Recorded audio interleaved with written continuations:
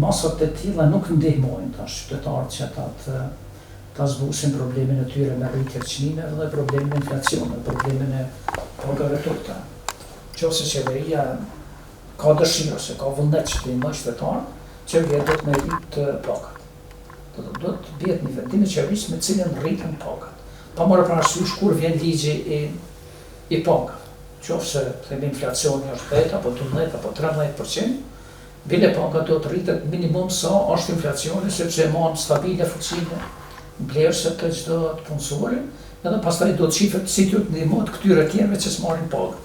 Pensionistëve, me grupeve të ndryshme të marginalizuara, pastaj të papunëve, e tjera do të janë masa të cilat qeveria ka shumë me marrë, sepse nëse ka parë që për një ditë ndajë, themi 100 milion euro për një formë të ndihmë, ose të paguaj rrymen me gati 100 milion euro në veri të vendit, atëherë është dashur që qytetarëve të gjindet të gjithë.